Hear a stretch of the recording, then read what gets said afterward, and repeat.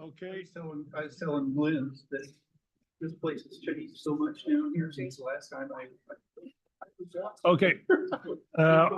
I'm going to go ahead and do a call to order. Good morning. Good morning, members of the MAG Transportation Safety Committee. This meeting is now called to order.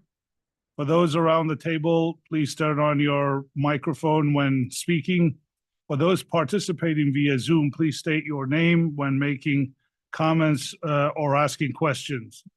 The MAG public comment process allows members of the public to comment on items on today's agenda or on items under the MAG's jurisdiction. If you'd like to comment at today's meeting, please fill out a request to speak. Cards are located on the counter to the right as you enter the room, and give it to the MAG staff. If you're parked in the garage, parking validators are available on the counter. If you purchased a transit ticket to come to the meeting, please see staff for a ticket. We will now begin the meeting with a roll call of all members. Mohammed. Thank you, Mr. Chair, member of the Transportation Safety Committee. Please indicate your presence when I call your name. Shane Kieso, City of Apache Junction. Present. Sergeant Craig Martin from Arizona Department of Public Safety. Kerry Wilcoxon from Arizona Department of Transportation. Here. Dr. Robert Gray from Arizona State University. Raj Thoram from City of Avondale. Present.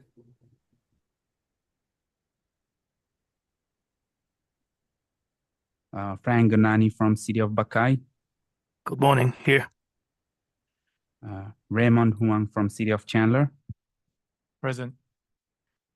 Nick Russo from City of El Mirage.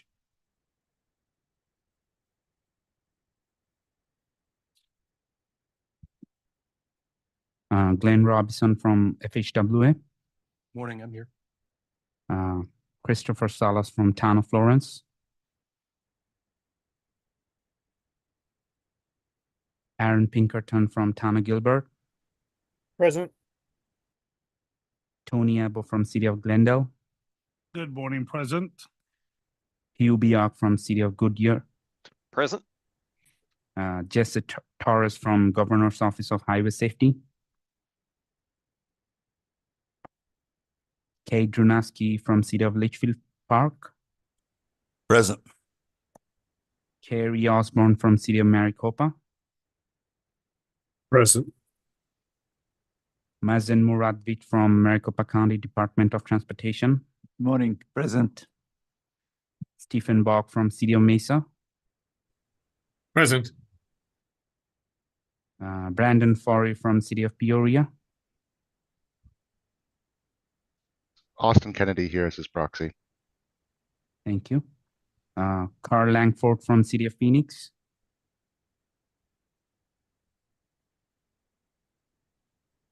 Tara Harman from Pinal County Public Works. Steve Abraham from Pinal County Public Works, acting as Tara's proxy. Thank you. Janet Martin from Town of Queen Creek. Good morning, present.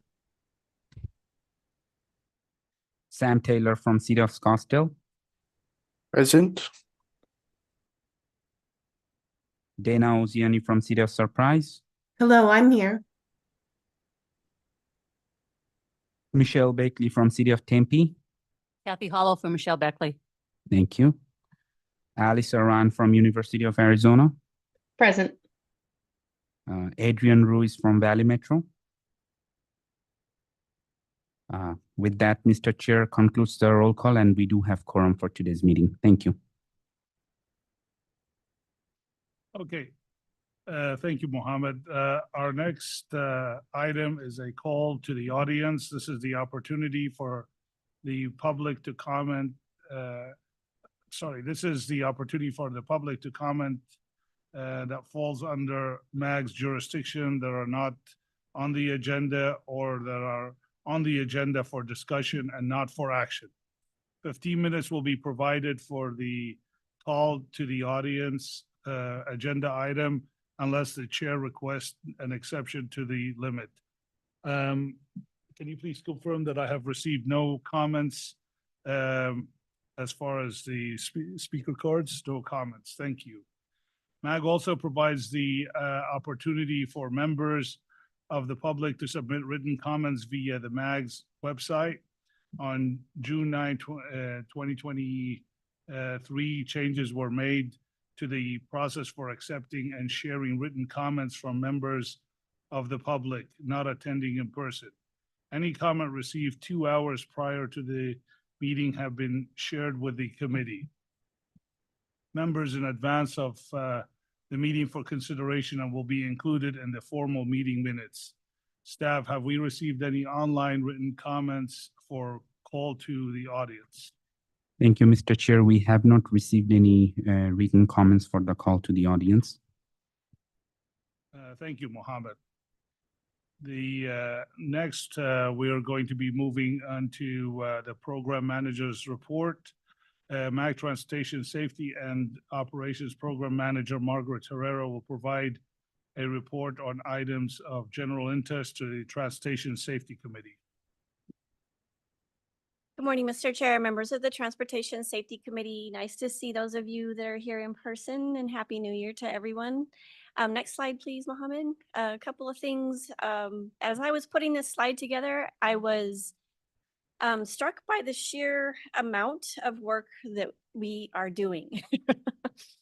So just to give you a little bit of an update, Mohammed's predictive safety project is moving along. We're about 20% for the regional priority safety implementation toolkit. That's at about 20%. We've had 3 tag meetings for the RPCIT. A couple of you are on that tag, so I want to thank you for participating in that. We're getting some really good input and feedback on kind of the platform or the brains of the toolkit. And we're going to be doing kind of a beta testing on that and sampling some of the locations that, number one, have already had road safety assessments on them, or other locations that member agencies want to nominate to kind of test the platform as it stands right now before we really get into the main portion of developing that toolkit. For the fiscal year 2023 Safe Routes to School studies, those are almost complete at 90%, as well as the fiscal year 2023 local agency safety study is about 95%. That was a safety study and signal warrant for the city of Buckeye. For the fiscal year 2024 Safe Routes to School studies, we were able to get those going at the end of last year to kind of get some of the data collection completed. And then now that we're into the new year and kind of a new semester for the schools, we're moving forward with the parent surveys as well as the in-class student surveys, the observations, and those types of activities. So those are moving along quite well. Fiscal year 2024 CME AZ, I'm going to ask Chris to give a very brief update. I know we just had a task force meeting for CME AZ last week. So I'll turn it over to Chris really quick. Thank you, Margaret, and members of the Transportation Safety Committee. As Margaret said, we just had our quarterly CME AZ task force meeting. And one of the main purposes of this task force meeting was to move along the process with the FHWA focused approach to safety. So we've officially began that implementation and to develop a CME AZ action plan and evaluation framework. So we're excited to be underway with that effort, and also just providing some media results from the efforts in that arena as well. So thank you. Thank you, Chris. Moving on, the November 2023 agenda item included a local agency safety study request from the city of Scottsdale. We have been working with the city of Scottsdale to develop a scope of work for their study. This is on Scottsdale Road from Paradise to Mayo. Thank you, Chris. So we're gonna hopefully get that going here in February as well. We'll be sending that out for fee proposal pretty soon. I'm going to defer any discussion about the RSAs because you'll be seeing an agenda item on that today. I am working on solidifying and putting, crossing the I's and, or sorry, dotting the I's and crossing the T's on the scope of work for the fiscal year 24 Strategic Transportation Safety Plan update, and I hope to get that advertised here in the next couple of weeks. In addition to that, now that we have Mohammed back from an extended vacation, he's going to be working on a scope of work for our vulnerable road user network screening. So those are our projects that we are working on right now or getting ready to work on. So next slide, please. I have been attending for the past 5 years the Transportation Research Board annual meeting. For those of you that aren't familiar with TRB, it's really the research arm of the National Academies Science, Engineering, and Medicine. TRB kind of organizes a series of committees and subcommittees that lend to some larger transportation research, and it goes, anywhere from aviation all the way down to pedestrian and bicyclists. So there's a lot of topics that are included in the research papers, and those papers are submitted to TRB and to the respective committees for review during August and September of the year prior. And then those committees kind of nominate papers that are exceptional for publication, and they also end up being either lectern sessions or poster sessions and things like that at the TRB meeting. The meeting is typically held the first, about second week of January. This year, there were over 14,000 attendees. The TRB meeting that I attended just before COVID was right about 17,000 people. So it's a very big conference. I brought back this year some really interesting things that we're going to be using in our safety and operations programs here at MAG. A couple of notable things. The paper awards that came through the Transportation Safety Management Transportation Safety Management Systems Acting Committee was a paper from UConn in developing a comprehensive vulnerable road user safety screening method.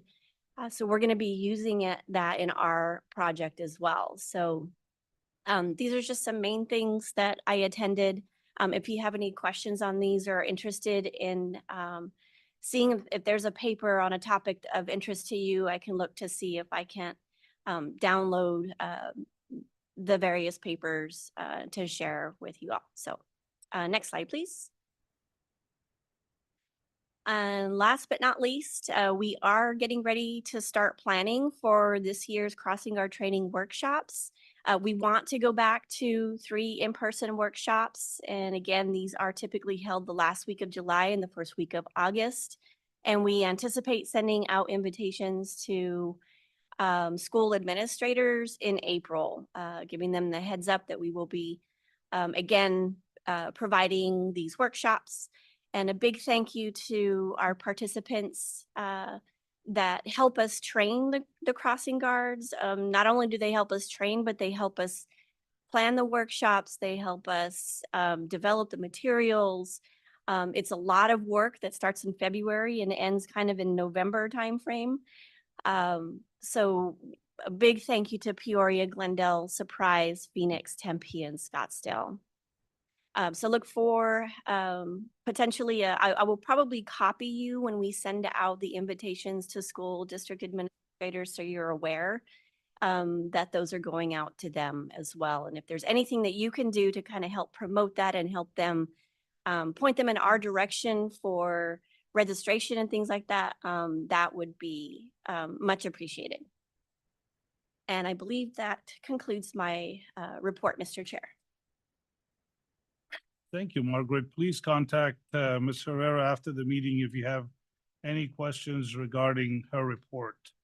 There's going to be no action taken on this one as it's an informational item. We will proceed to item number 4, approval of the minutes for the Transportation Safety Committee meeting held on November 28, 2023.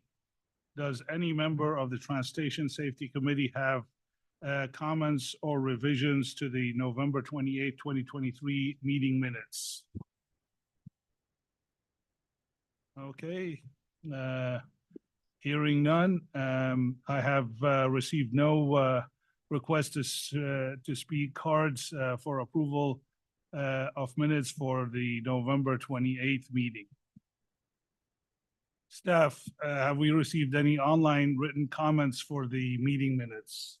Thank you, Mr. Chair. We have not received any written comments for the minutes.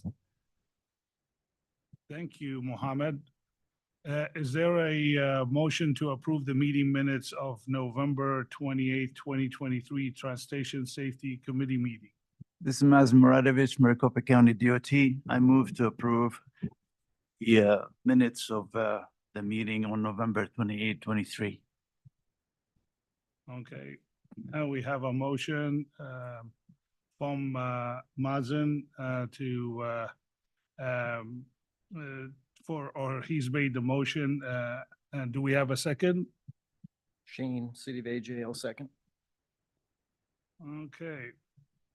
So we have a motion from Mazen and a second from Shane. So we will have those participating in the meeting online take now part in the voice vote by turning on their cameras and unmuting their audio. We will need to see the faces of everyone to participate in the voice vote. This is to speed up the voting process. For those who cannot or do not want to turn on the camera, staff will conduct a roll call vote. Staff will only call on those virtual participants who did not turn on their camera. Members, please leave your cameras on until after the vote is recorded so that staff can count the people's names whose cameras are not on. Can I have a voice vote of those in the room and those online? Those in favor say aye. Aye. Aye. Opposed say nay. Mohammed, can you take a roll call of the members participating virtually who did not turn on their cameras? Thank you, Mr. Chair. This is a vote for the members who did not turn on their cameras. Frank Ganani from City of Buckeye. Aye. Jan Martin. Abstain. Nick Russo from El Mirage. Aye. Sam Taylor from City of Scottsdale. Aye. Stephen Bach from City of Mesa. Aye. Mr. Chair, that concludes the roll call for the members not opting to turn on their cameras, and with that, the motion passes. Thank you. Thank you, Mohammed. We'll now move on to item number 5. That item will be introduced by the State Traffic Engineer, Kerry Wilcoxon, and presented by ADOT, HSIP Manager Larry Talley. This item is on the agenda for information and discussion.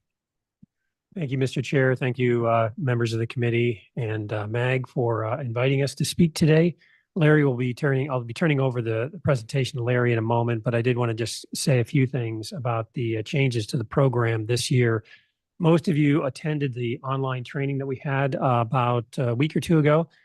And a lot of these changes will be duplicative of you, but essentially if you could boil the 2027-28 HSIP call for projects down to one phrase. We are planning on building what we program. And a lot of the changes, most of the changes, in fact, that we've put in place with the HSIP program are to ensure that we get good applications, that we vet those applications diligently, and then fund the applications as best we can to make sure that the projects that are being applied for, and they're all good projects, but we want to make sure that they ultimately get delivered when time comes for them to be funded. So we're going to be doing everything we can to make sure that happens for both the local projects and for the ADOT projects. We get a lot of projects that come in as really good ideas, and then by the time budget constraints set in and priorities shift, we end up not building those projects. So we want to make sure as much as possible that we avoid that going forward. So with that, I will turn it over to Larry Talley. Take it away, Larry. Thank you, Kerry. Mr. Chairman and members of the committee. It's a pleasure to be able to make you aware of primarily the changes to the program in 27 and 28 and the key dates that we're going to have to meet to be able to administer the program. Next slide, please. Again, just the purpose is to update you all on the 27. Okay.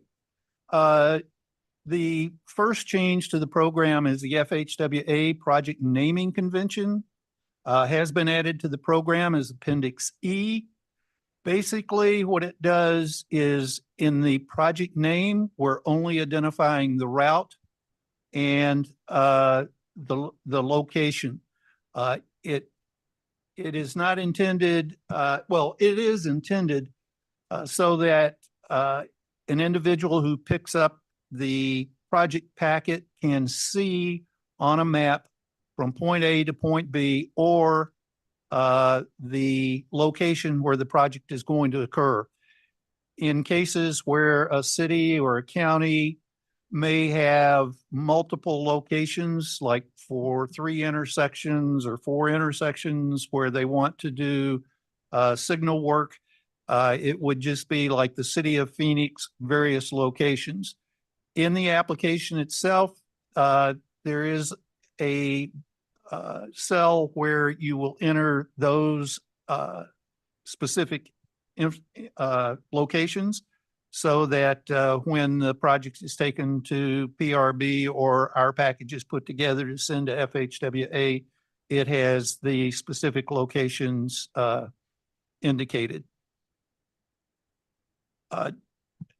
The next item is all potential applications will be reviewed by an ADOT consultant or consultants, and the consultant's fee has been added to the cost estimate. So as you can see in the snippet, we have scoping, ADOT consultant, and we've identified $40,000. Because this is a separate IGA with each agency, it is considered a study and not part of the project. So even if you have a HSIP application that is for, say, a Hawk, which is 100% HSIP eligible, the scoping phase is still going to be 94.3 and 5.7. So, you know, you have to kind of plan on when you submit your application, you know that if your project is going to move forward, that we will be coming back, or ADOT will be coming back asking for the $2,800 or $2,200. Now that figure may vary depending on the complexity of the project and the location of the project. But at the best estimate that we were given by our project management group, the 40,000 should cover it. So it could be any 20 or 60. We don't know until we give the consultant or consultants the project to scope, and a final cost is negotiated. The other item on this particular slide is that you'll see for those projects that are not CA, or for those agencies that are not CA agencies, and ADOT is going to administer the contract, all the design will be done by a consultant. And currently, the minimum that we're getting consultants on board is $150,000. So again, that cost can go up. That's up to you, but we're just in the on the scoping or on our cost estimating worksheet. We're just putting the 50,000 in there so that it makes sure that it is in front of you. The ADOT admin costs, if you're a CA agency that's still at 10,000, we have not been advised that that cost would be increased. Again, if ADOT is administering the project, that cost would be 40,000. So for your design, as a minimum, it's going to be $190,000 for your project. Next slide, please. Okay. In the past, we've been having projects that are getting canceled at the last minute because the local agencies cannot come up with the funds to cover actual bid costs. So we are going to set aside funds that after a project has been engineered, in other words, if let's say you're putting in 10,000 feet of lighting and your programmed amount will not cover it, and you reduce it to 8,000 so you can get it within your programmed amount. Once the project goes out on the street, it's bid, and the bid comes in over the amount that you had programmed, then ADOT will cover up to 20% of the fully loaded cost estimate, not to exceed $100,000. And this will only be for projects that are 100% HSIP eligible. Any local agencies will be responsible for any amount above the 20% or the 100,000. The rationale behind the 94.3% projects not being included in this phase or in this call for projects is that once the bids are received, we want to be able to get that project on the street as quickly as possible. We don't want to have to go back and request for additional funds from the local agency, the local agency having to go to their council or whatever actions they have to take to get the additional funds to be awarded. So the intent there is to try to expedite the award of the or to provide funds and expedite the award of the contract. Next slide, please. Okay, as I said in the earlier slide, design consultant costs must be 150, and the above the line construction phase must be 500,000. So when you add in the below the line costs, and which we've increased the construction contingency to 40%. So once you add in all of the below the line costs, inflation, contingency, the minimum a project is going to cost is 1.1 mil. So, yeah.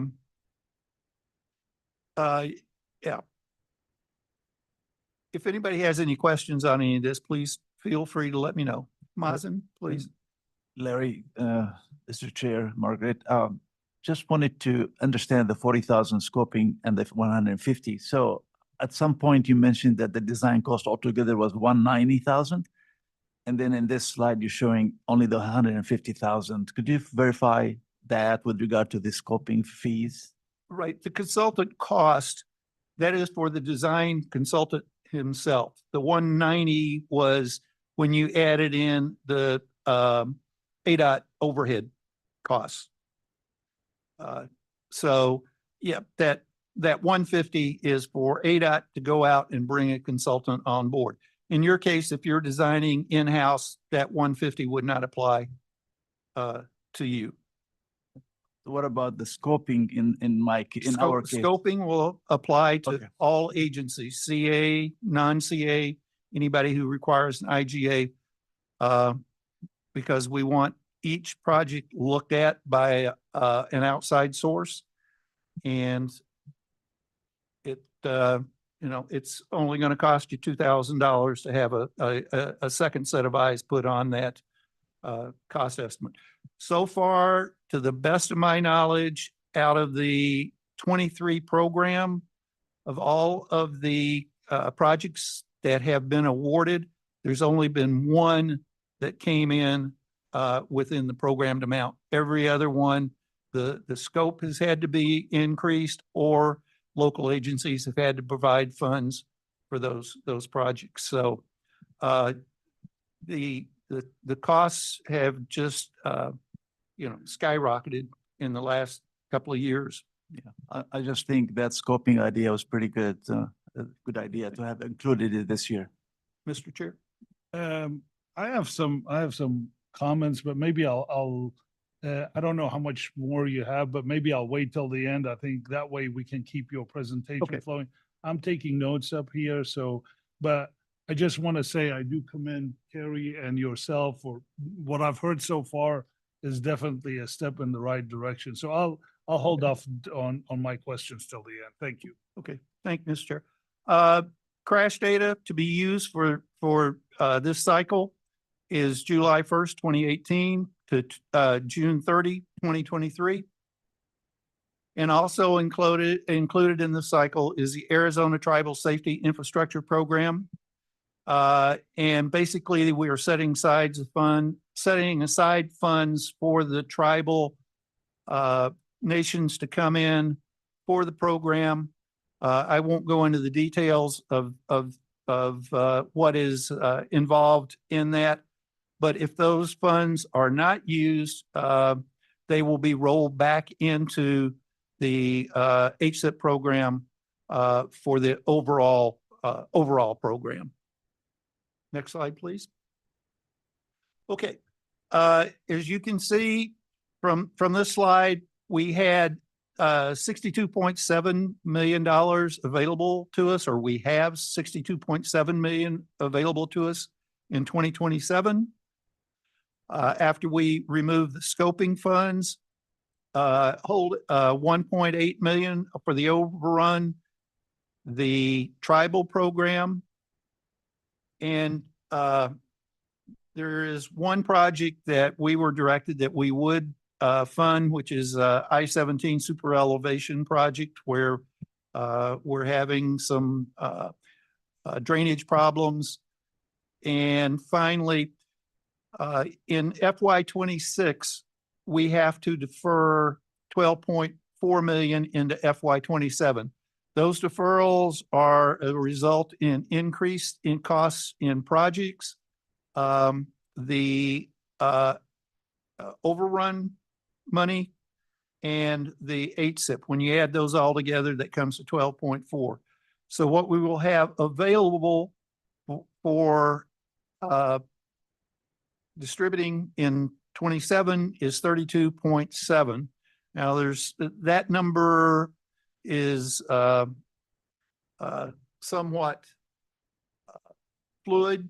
It varies depending on what's happening with some of the projects that are ongoing.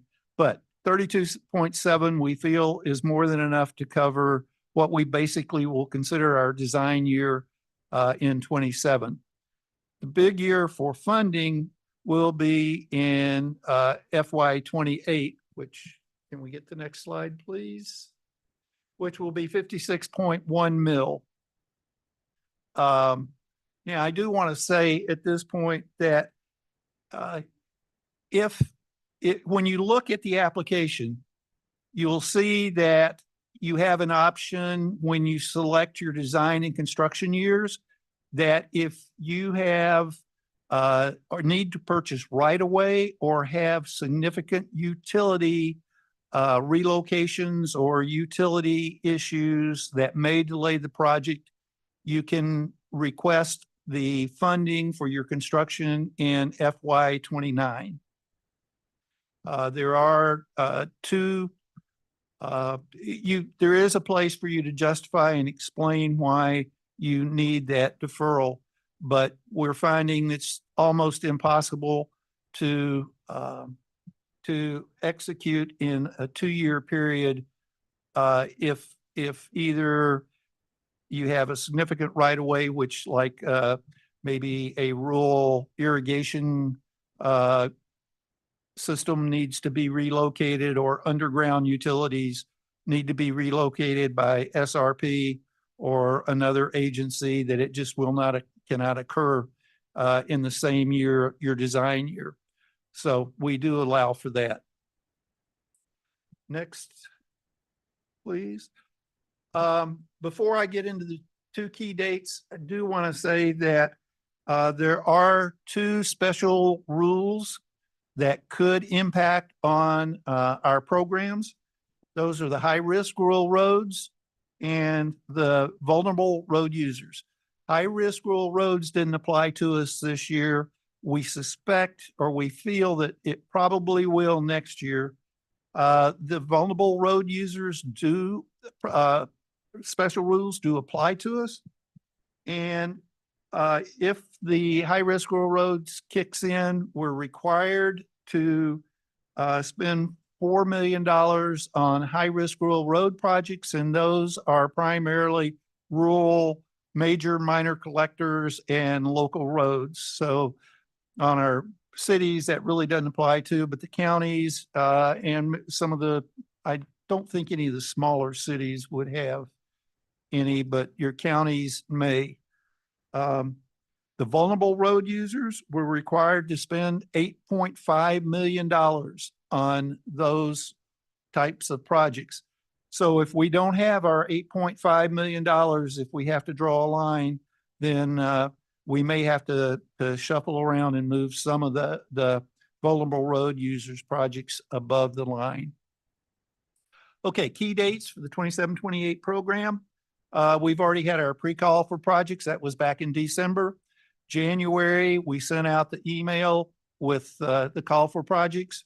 January 18th, we had our HSIP webinar. I do want to point out that everything that I've talked about or will talk about in this presentation today is in much more detail on our website in the webinar presentation. The slide presentation is already posted.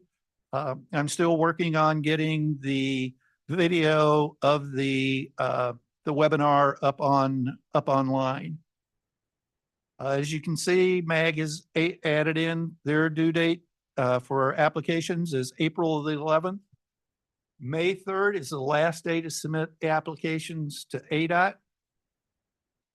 May 31st, the initial ranking of applications. So we encourage everybody getting their applications in as early as possible, because we have less than 30 days to go through, review all of the applications to make sure that they meet the requirements of the HSIP program. Okay, this is where it starts getting a little more complicated, and we've never done this, never had to do this in the past. After we put that initial ranking of applications together, we have to submit them for the ADOT Project Review Board approval. Once they're approved by the PRB, they will go to the State Transportation Board as an initial project list. Once the State Transportation Board approves the initial project list, then we will send out the notice to the local agencies, and we'll submit a letter advising the agency that they have approval for project for ADOT scoping, and that paperwork has to get in so that we can get the consultant assigned, and he can go to PRB and get that $40,000 or whatever that amount of money that he's going to get from, she is going to get from FHWA. Next, thank you. Sure, Margaret. I'd like to add something just really quick, if you could go back a second, Mohammed. I didn't want to add too much to this slide, but just to let you know, somewhere between that July 19th and August 24th, somewhere in there, just so you're aware, that scoping phase needs to be in the tip. And so somewhere in there, we will be doing a submittal for a tip amendment to get those scoping phases into the tip. So that's when that will happen. Let me ask the question right now, because some of this is a little bit, I just want to get clarification for myself. So you put this initial list out, okay? Right. Are these, this is a list, I'm assuming that is going for potential award, right? So you put. That's correct. Yeah, so you put the scope, or you get the scoping memo out and that determines the funding amount once you review, or you have your consultant review the thing, the project submittal? After it's been scoped. Was that your question? My question is, the agency submits a application. In there, there's an amount, okay? You take that amount and you're obviously developing your list. After that, it goes to the consultant. The consultant says, well, this is a little bit low. They adjust that. Does that award? My question is the award happening after that scoping is done or before the scoping is done? Yeah, it's a good question. The award would be happening only after the scoping is done. The initial scoping is just that, to make sure that your application can be built by ADOT or in the current environment.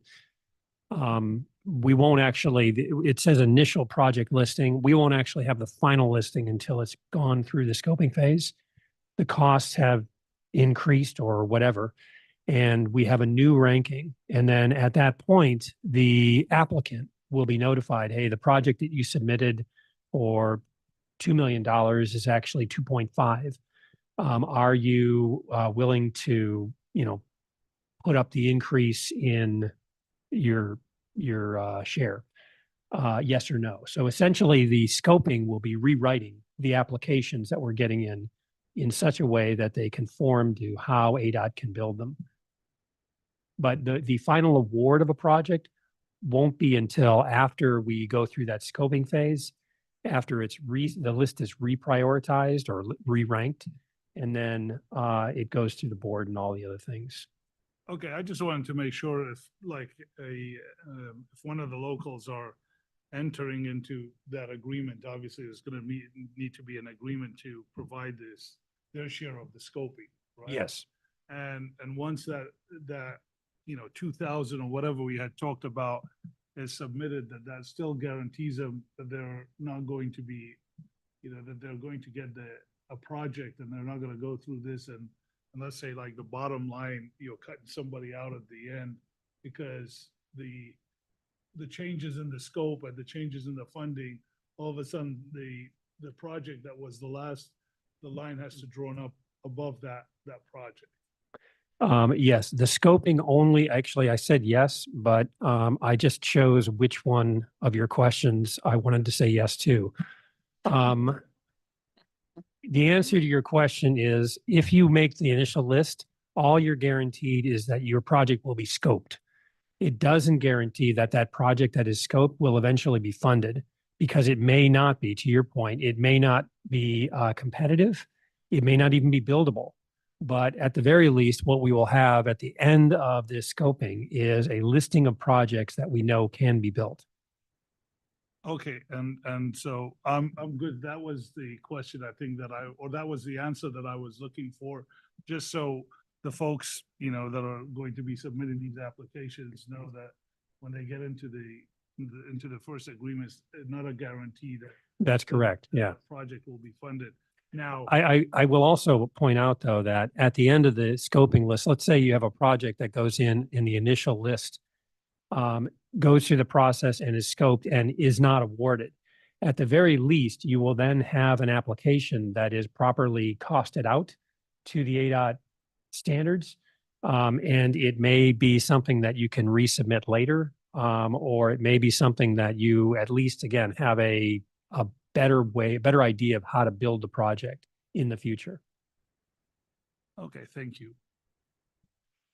Next slide, please. Okay, Margaret has added in a date there, August 21st, MAG tip amendment for scoping phase.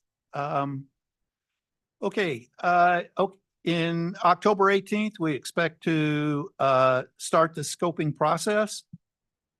By December 18th, we expect to have the scoping complete. January the 17th, ADOT will do a final review of the applications. February 16th, we finalize that list. And then in March, the list is submitted to PRB. In April, submitted to PPAC, the prioritization board, which reviews primarily state projects. April 18th, the State Transportation Board approves the final project list. During that time, from March to April, we'll be working on the HSIP eligibility letters. And April 18th, once that list is approved, we will send out the letters. Then a date that's not on there, but that needs to be kept in mind is July 1st, 2026. We need the project initiation packets for the projects, because it takes the time it takes to get the consultants on board. We want to try to get those moved up as early as we can. So you have from April until July of the next year to get your project initiation packet put together. Mr. Chair, that completes the process. If you would like to ask questions, or please do so, sir. Okay, thank you, Carrie and Larry. Do any members have questions or comments? And I want to just start with one, and I do apologize. I have quite a few comments that I have brought up. I just want to make sure everybody is well versed in this process. It is a new process. And as I stated before, I do want to commend Carrie and Larry on the changes. I think this is a step in the right direction. You answered already one of my comments, but as we were talking, another comment came up, and we all know what happened, in 21 and 22 when an unforeseen inflation, happened, and it was more than the 2% annually that, or 2 or 5% that we all kind of project in our application. The question I have now is, obviously your consultant is going to be looking at the estimates and is going to be making adjustments. Let's say we have another spike in the inflation. Is that at the time, will that factor in that ADOT has looked at these and has validated these numbers or provided new numbers? Will that address any unforeseen spikes in the inflation in the future? Because the issue that we got caught up in is this is like more 4 or 5 years, 4 years into the future, and none of us could have expected or anticipated what happened in 21 and 22 when the cost skyrocketed. So that's the question. And I know Larry had indicated that once the project is rescoped, then up to 100,000, you can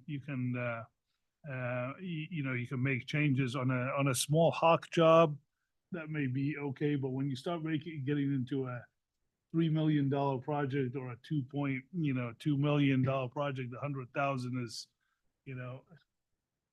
it's not going to be that significant, and I'm talking about, for some projects that we've had in the past. So that was kind of my question is, when you're looking at this cost estimate, is there any guarantee that in the future, if something is unforeseen, that you'll be, or ADOT will be a little bit more open-minded, that they too participated in and the estimated or estimation of the projects?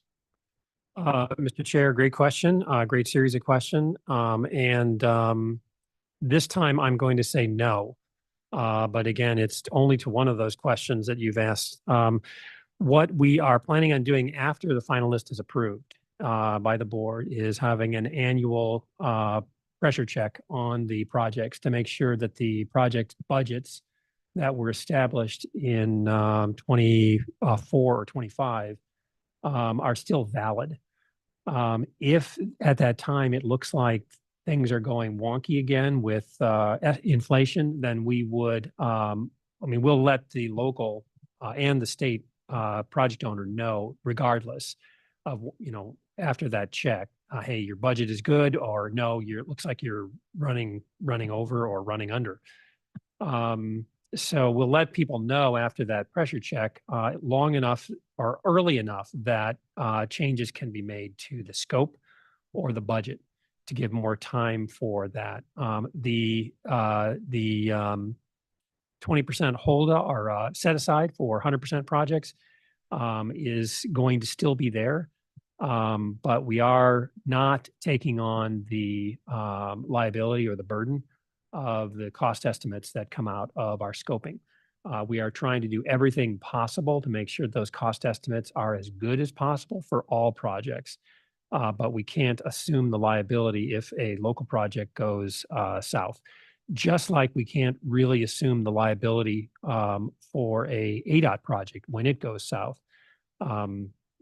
Larry can tell you that we've been cutting almost as many ADOT projects this year as we have local projects because we can't afford to build them. The problems that we're talking about and the problems that we're trying to resolve in this with these changes are systemic. They're not ADOT, they're not MAG, they're not PAG, they're everywhere in the state. And it's really not anyone's fault. It is simply that the process, when you're planning 5 years out and there's a lot of variation and a lot of uncertainty, the process isn't as resilient as it should be. So we're trying to do as much as possible to make sure that the final applications that we approve are accurate and are buildable, and that everyone along the way knows, and that when it comes to FY 27 and 28, we build what we program. Thank you, Kerry, and thank you, Larry. Once again, kudos to ADOT and to you and your staff for, the changes that have been made. I just, don't want that to be lost in the midst of all these questions. There are definitely positive steps, and there are steps that will, hopefully, resolve a lot of concern that, the localities have. So thank you again. Does anybody have any other questions? Excuse me, so, Mr. Chair, Margaret, if I may just ask one more question to confirm on the vulnerable projects that you mentioned as being a priority. So you are looking at those as again, a priority project. You would select according to how many agencies are presenting for that category. Is that correct? As in the past, all the projects will be based on the BC ratio.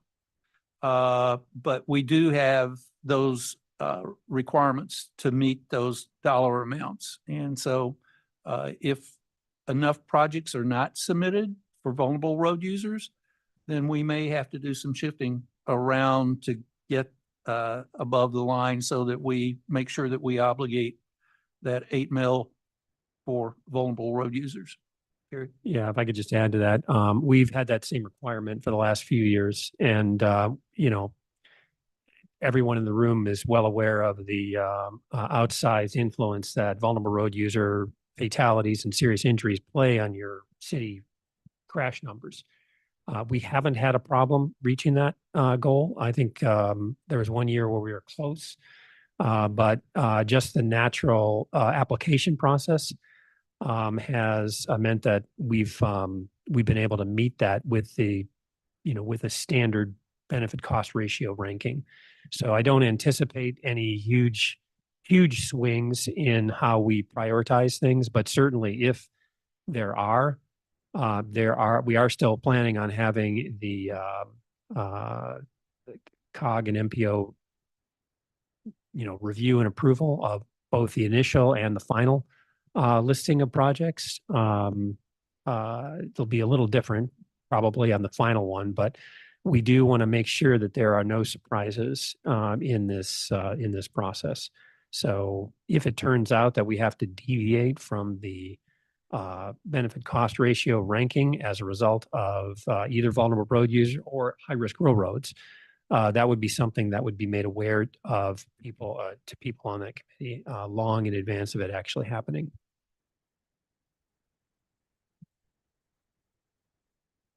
Okay, does anybody else have any questions for either Carrie or Larry? This is Carl Langford with City of Phoenix. Mr. Chair and members of the committee. ADOT, thank you for the presentation. I'll want to start off with that. I think this is a good step forward to help. Had a couple of questions regarding the scoping aspect, and if you guys can explain that a little bit more. Is the scoping just going to look more at, hey, is this buildable? Is it, what's the funding level? Or is it like a 15%, 30% design scope, or just a little more detail in that regard? Sure. I know there is a limit to how far into the design we can go with scoping. But the primary, the primary question that we're going to ask the consultant to look at again is based on what is in the application, is the project buildable? And I will go back to my days in the city of Phoenix long before Carl was there and the problems have been solved at Phoenix. But I remember an HSIP project that I had applied for and got awarded. And we didn't anticipate the need for right-of-way. And it wasn't the right-of-way that I would have thought. It was right-of-way for new ADA ramps. And I remember that took the project budget and it essentially threw in the trash, but it also took the project timeline and it extended it by at least 6 months. What we're hoping to do is with the new process is to avoid unknowns coming up at the ninth hour. You can't avoid everything, but in that particular example, and I'll take the blame on that one, but in that particular example, we didn't actually know about the need for right-of-way until we were well into design. We're hoping to avoid those things, but ultimately, we want to make sure that we can, that the applications that we approve can ultimately be built. Does that answer your question, Carl? Yes, it does. Maybe just one follow-up. Let's say the agency has previously done some kind of scoping or something that has, for the project itself. Is there a way we can submit that and kind of bypass this scoping that ADOT's looking for? Or would that be an additional scoping on, say we had a 15% design already completed? It's a good question, and it's one that we've debated in ADOT. We don't want to make any exceptions to this. Again, we want to try and make sure that we're applying the same filters. What does it take to build a project in Arizona today to all of the project applications that we get in? And that's going to be painful if you have a project that has been scoped prior, or maybe painful. But we want to make sure that we're applying, like I said, the same filter to all applications. We have already received pushback from ADOT on some of the projects that that people are thinking of applying for. And I had to tell them the same thing. We're trying to make sure that everyone is treated the same way to the best of our ability, and that all projects are looked at the same lens. Okay, no, thank you. That answers my questions. If I may add to that, and Larry, you were stating that it could be 60, it could be 40,000, but 50,000 was the average. Might I assume if Carl, for the example that Carl brought up, that, they have already a detailed scope in there, that the fee will be more, at least on the lighter side, because some of that legwork that the consultant would have had to do may already be there.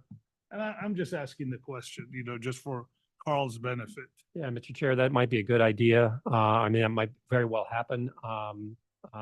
Unfortunately, I'll probably be involved in the decision and, I want to give Carl as hard a time as possible. So it may cost a little more for City of Phoenix, but no, those are good considerations to have.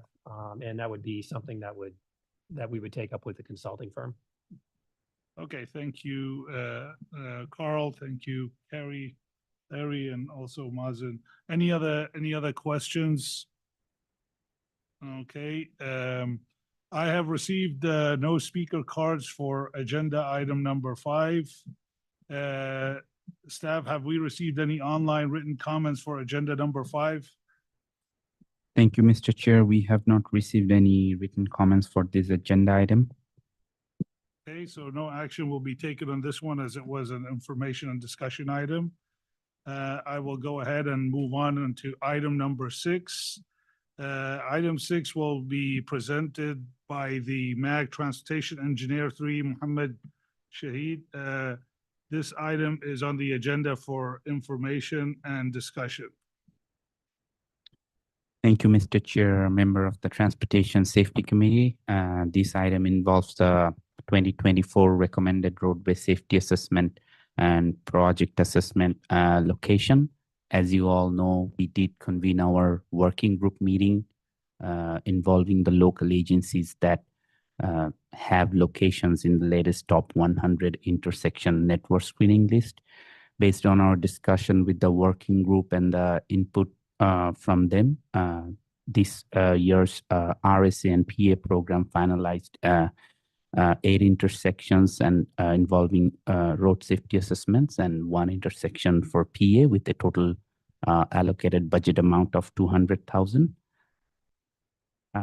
The list of the recommended roadway safety assessments and project assessment locations you can see on the presentation slide includes local agencies from all over the MAG region. The City of Chandler has 2 locations which will be experiencing roadway safety assessments for 2 intersections with a budget of $37.5 thousand. And then comes the town of Gilbert with a RSA for the intersection of Lindsay Road and Warner Road to investigate the predominant crash type, which is rear end crashes, and there will be a 15% design project assessment for the same intersection for a left turn offset problem involving that intersection. Then we have 2 intersection locations for City of Phoenix. We bundled into 1 RSA for 24th Street and McDowell Road and 24th Street and Southern Avenue with a budget of $37.5 thousand. The next one is a single intersection location for City of Phoenix, 7th Avenue and Baseline Road. And finally, City of Tempe has 2 intersection locations. We bundle into 1 RSA, Broadway Road and Hardy Drive, and Baseline Road and Kyron Road with a budget of $37.5 K, totaling the total 2024 RSA budget amount to $200,000. The next step will be to basically move forward and do the scoping and the task order for each and every RSC and assign consultants. And our plan is to go ahead and start the RSs with the field review in April 2024 and get everything done, including the final deliverables of the RSA project report by the end of the fiscal year. Mr. Chair, if I could just add, and I apologize for not developing a next step slide. Mohammed did a great job of pinch hitting. You may have noticed on my fiscal year 24 project report that we probably will not start these until April. One of the main reasons you may have heard, we've added operations to our program name. We've merged the ITS and safety program again, as it was back before 2018. And the reason we are going to put off a little bit to start the RSAs is because safety staff is also helping with the traffic signal optimization program projects that are starting in February. So in addition to that big list of projects that you saw for fiscal year 2024, we're also working on TSOP projects. So we're going to work on those and then get these going in April. That, Mr. Chair and member of the Safety Committee, if you have any questions. Thank you, Mohammed. Do any members have any questions or comments for Mohammed? Yeah, this is Raymond with Chandler. Mohammed, that list of RSA, is it gonna happen simultaneously or is it gonna take turn, go down the list, or how's the timing go? So we do plan to assign the RSS to our staff. It may happen so that, two of the RSS can go simultaneously. We will develop the, timeline for each of the RSA and make sure that, everything gets completed within the timeline. So just to better understand your question, do you mean that two of the locations for City of Chandler, is it going to be happening simultaneously or for the other local agencies? For all other city as well, just want to get the timeline when the RSA gonna happen. Do we, Yes. Is our fiscal year start in July? Are we looking at this fiscal year or do we need to push to the next fiscal year so that we can in line with our CIP project in case there's a recommendation coming up from the RSA? Yes, ideally, these are FY 2024 RSA and PA program funding. So we have to finish everything by the end of FY 2024. Okay, thank you.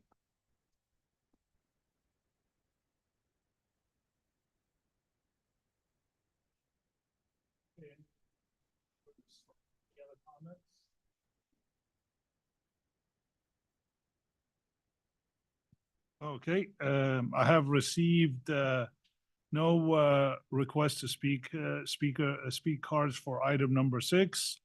Staff, have we received any online written comments for this agenda item? Thank you, Mr. Chair. We have not received any written comments for this agenda item. Thank you, Mohammed. Since this was a information and discussion item, there's no requested action on it. So we'll move on to item number 7, which is for information only. I would like to invite any members of the Transportation Safety Committee to report on any ongoing safety-related project activities in their jurisdiction. We will begin with those here in person, and then Mr. Shahid will use the roll sheet to request member reports from those attending virtually. Raymond, we'll start with you. Nothing to report at this time. Shane. City of AJ, nothing to report at this time. Thank you. I just report quickly. I don't know what Michelle's been reporting, but I'll report on it actually came out of our Vision Zero program is our safety corridors. And originally we were setting them up with hard copy signs at the beginning of each location. We've switched to a banner program so that the banners that are on the light poles we're using for the safety corridors. It says safety corridor strict enforcement, and we're going to move them every quarter. So there'll be 4 each quarter. So we'll have 16 of them throughout the year. And there's increased enforcement and police presence when the corridor is signed. Seem to be pretty effective. Residents seem to be noticing. We actually got complaints from one of them because they said there was too many of them. But so at least they're being seen. But we're trying to get some data and see how that helps. So. Okay, I will go next. This is Tony Abbo. I have 4 things to report on. 58th and Bethany Home Road, that project has been let, and we're in the process of taking the contract to our council. 53rd Avenue and Camelback, the contractor has already ordered the equipment. There'll be some downtime till we get that equipment in. It's been estimated about 3 to 4 months. But hopefully, within 3 months, 2 to 3 months, we'll start seeing the foundations being built on that project. 51st Avenue and Glendale, we are doing some improvements to add protected left. I know that was number 2 in the region in terms of crashes. We did take another deeper dive into the crashes. There are a lot of left turn crashes at that intersection, so we will be moving to a protected phase during the day and a flashing yellow operation during nighttime operation. And then the last one, the SS4A, I think we're very close to issuing the RFP. The reason we've held back, our director would like to add a Vision Zero to that RFP, along with having a safety plan as a deliverable. So be on the lookout. Hopefully within the next month, it should be out on the street. And that's all I have. For ADOT, we have a number of things going on. We talked about the call for projects for HSIP. We're also deep into our strategic highway safety plan update for 2024. That is scheduled to be published on October 31st or by October 31st. We're also in the midst of planning a follow-up to our tribal summit that occurred last August with a statewide tribal leadership roundtable. We are in the process of setting up 2 experiments, one for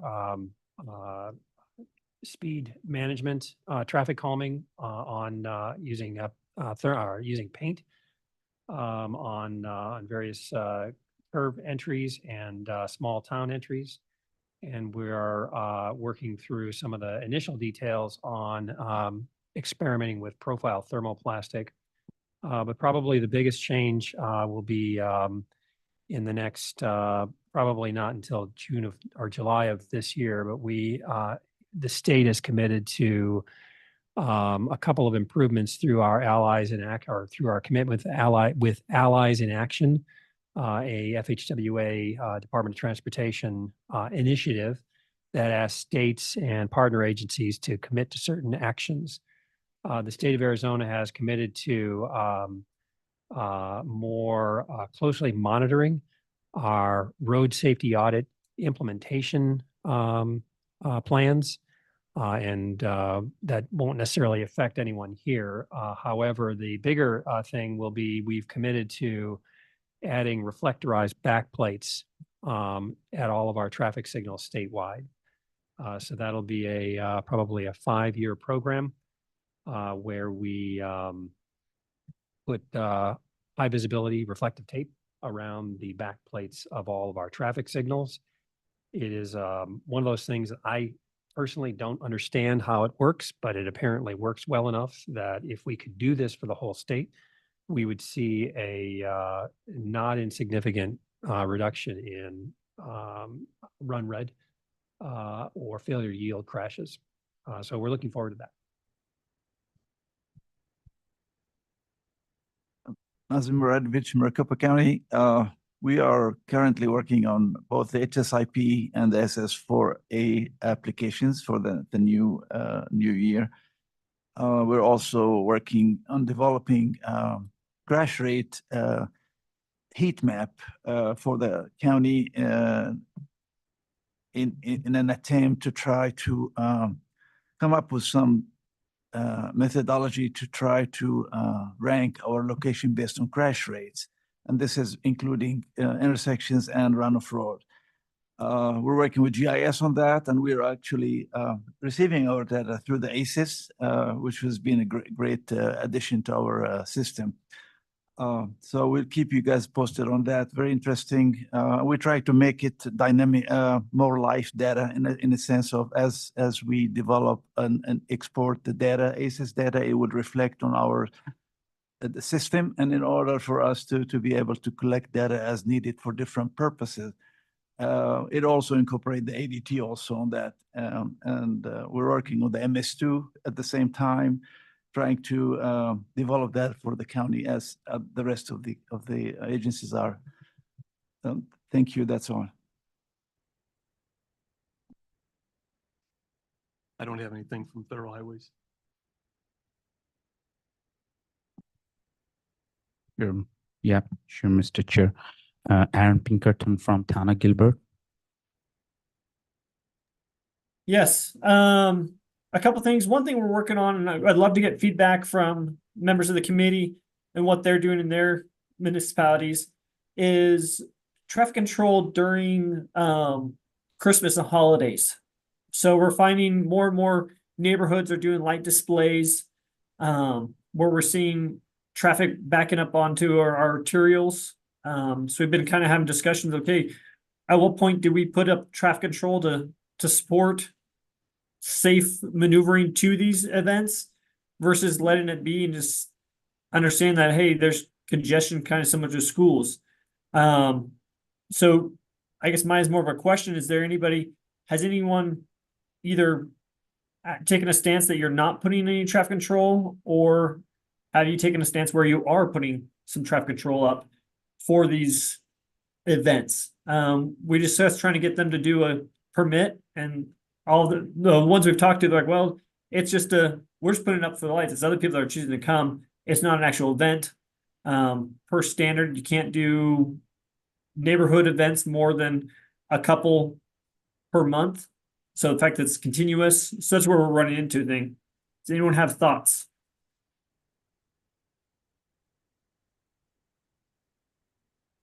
If I could chime in, Mr. Chair, I would also suggest that if you have some information for Aaron, that you go ahead and connect with him outside the meeting or offline.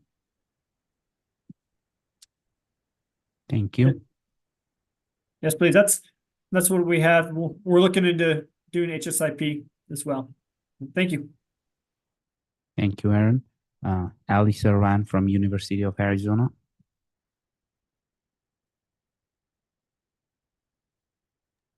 Sorry, no updates on my end.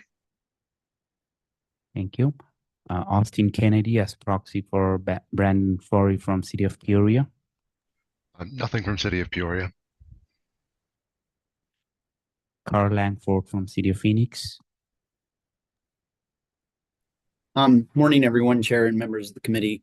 For City of Phoenix, we are happy to report that our SS4A grant that we put in for this fiscal year 24 call, I believe, we were successful with that. We did get a $25 million grant for Indian School Road. It's going to basically try to take Indian School Road from 91st Avenue to 39th Avenue, rebuild quite a few of the signals, add some additional mid-block crossings, quite a few pedestrian and safety enhancements throughout that corridor. So happy to see that, and we'll be getting some work going shortly because it comes with a very quick deadline as well. Congratulations. Thank you. We are extremely happy. Thank you. Hugh Biak from City of Goodyear. Nothing for Goodyear. Thank you. Thank you. Kate Drunaski from City of Litchfield Park. Nothing from the City of Litchfield Park. Thank you. Thank you. Carrie Osborne from City of Maricopa. Nothing at this time. Thank you. Nick Russo from City of El Mirage. Nothing at this time. Thank you. Thank you. Raj Thoram from City of Avondale. Yes, we also received the SS4A grant about for $700,000. We'll be doing a safety action plan and a demonstration plan in the next year. We'll also be applying for the HSIP funds in the future. Thank you. Sam Taylor from City of Scottsdale. Thank you. No updates at this time. Stephen Bach from City of Mesa. Mr. Chairman, members of the MAC Safety Committee, just a few items. The City of Mesa is finalizing our 2023 annual crash report, and the data is showing that it's pretty much in line with the national trend. The City of Mesa is also working on a 2050 transportation master plan, and we'll be publishing that hopefully this year. And the photo safety funded traffic calming project on Farmdale Avenue from Cheshire to Signal Butte has been completed with its goal to bring down 85th percentile speeds from well over 35 miles an hour closer down to the 25 miles an hour posted speed limit. 3 sets of traffic chicanes and 1 speed table in the vicinity to a local park were constructed. And the City of Mesa Transportation Department will follow up with speed and volume counts and long-term crash data to measure the success of the design. Thank you very much for the opportunity to speak to this committee. Thank you. Steve Abraham, as proxy for Tara Herman from Pinal County. Yes, I'm happy to announce that we also received an SS4A grant to help fund our countywide safety action plan. So we were really happy to receive that, and we'll be developing that plan in the coming months. Thank you. Thank you. Are there anyone that we have missed attending virtually? Mr. Chair, that concludes the report from the committee members attending virtually. Thank you. Thank you, Mohammed. As this is a information item, no action is requested. I'll move on to item number 8. Is for information only. Do any members of the Transportation Safety Committee have topics or issues of interest that would like to have considered for discussion at future meetings? Please indicate by unmuting to be recognized. You can also send in your request to Margaret or myself via email.